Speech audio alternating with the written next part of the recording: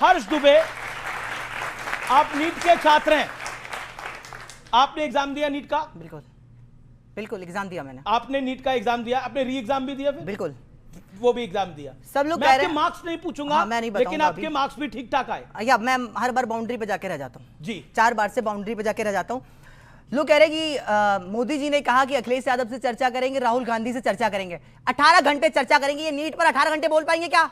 ये 18 घंटे नीट पर बोल पाएंगे?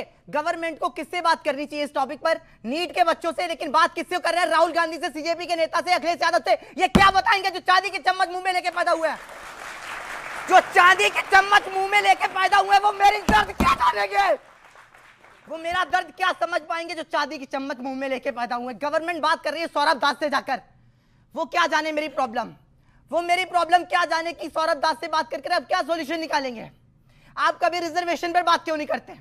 आप कभी रिजर्वेशन पर बात क्यों नहीं करते? गवर्नमेंट, आपको पता है दिल्ली का बच्चा जनरल मार्क्स, जनरल बच्चा दिल्ली का 570 नंबर पे कॉलेज मिलेगा, एमपी के बच्चे को वही कॉलेज 560 पे मिलेगा, और यूपी के बच्चे को वही कॉलेज 565 पे मिलेगा, छत्तीसगढ़ के वही बच्चे को कॉलेज 540 मिलेगा। ऐसा क्यों? स्टेट में ही डिवीजन कर रखा है आपने। आप तो अखंड भारत बनाने की बात करते हैं। एक एग्जाम में क्या एक काउंसलिंग होना चाहिए?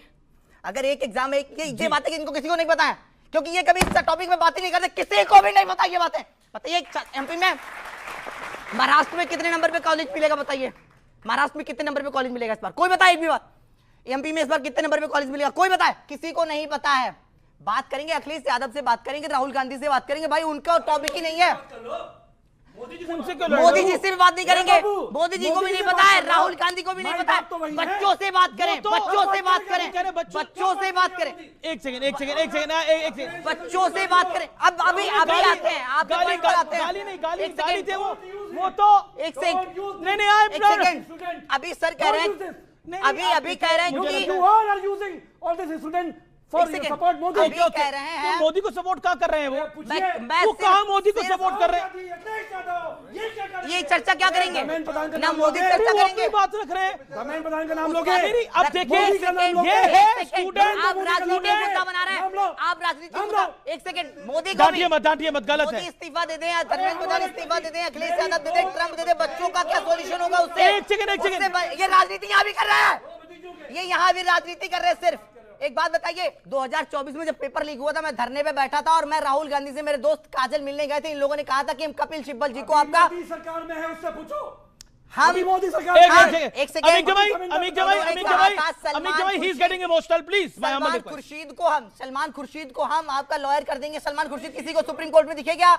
हमारे दोस्त लया पांडे, बाकी सारे दोस्त कानपुर अखिलेश यादव से मिलने गए थे, इन्होंने कहा था कपिल सिब्बल को हम आपका लॉयर कर देंगे, बच्चों के पास पैसे नहीं है। सलमान खुर्शीद, कपिल सिब्बल क्या सुप्रीम कोर्ट में दिखे उस दिन? मैं इन चीजों से गुजर चुका हूं 2024 में, इसलिए पता है क्योंकि ये लोग सिर्फ राजनीतिक रोटियां सेकने आए। आज कैमरा बाइट मिल रहा है, मीडिया मिल रही है, ये लोग सिर्फ उसी पर बात कर रहे हैं। क्यों? आप कह रहे हैं सीजीपी भी रिप्रेजेंटेटिव नहीं है, लेकिन इतने सारे नहीं, मेरा काउंटर सवाल है, देखिए बिल्कुल काउंटर सवाल है, और मेरा काउंटर सवाल है, कुछ बच्चे तो उनके पीछे आए नहीं है, नंबर है। आप उस आंदोलन में गए? मैं उस आंदोलन में कल ही गया था। मैं वहां क्या देखा आपने उस आंदोलन के? कोई भी नीट का स्टूडेंट नहीं था, कोई भी नीट का स्टूडेंट वहां नहीं था। मैं वहां कल ही गया था। मैंने जब मुद्दे उठाए, लोगों को एमबीबीएस के बारे में नहीं पता, नीट के बारे में नहीं पता। मैंने कहा नीट के मुद्दे में प्रॉब्लम ये क्या हो रहा था उस आंदोलन में? उस आंदोलन में लोग मतलब तरह तरह की गालियां लिख रखी हैं, तरह तरह की चीजें लिख रखी हैं, पता नहीं क्या क्या, मतलब इतनी गंदगी लिख रखी है। मैं बोल नहीं सकता हूँ कैमरे पे, मैं कैमरे पे बोल नहीं सकता हूँ ऐसी गंदगी लिखी, मेरे पापा मम्मी भी देखते हैं शो, ऐसी गंदगी फैला रखी है। ये स्टूडेंट है क्या?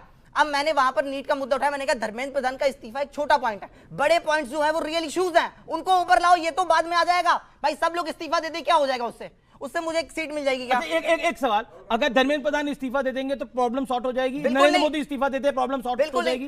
क्योंकि किसी को भी नहीं पता ना, तो अगर धर्मेंद्र प्रधान इस्तीफा दे दिया, दूसरा आएगा, क्या उसको पता है प्रॉब्लम्स क्या है? प्रॉब्लम्स जिसकी प्रॉब्लम्स है उसी को पता होगा। प्रॉब्लम क्या? प्रॉब्लम क्या? बिल्कुल। आपकी राय में क्या नीट के स्टूडेंट की प्रॉब्लम क्या है? क्योंकि नीट का एग्जाम दे क्या है, री एग्जाम दे क्या है, इनसे बेहतर कौन जानेगा? मुझे लगता है इन सबसे बेहतर तो ये जानेगा। जोरदार तालियां इस वक्त बच्चे के लिए।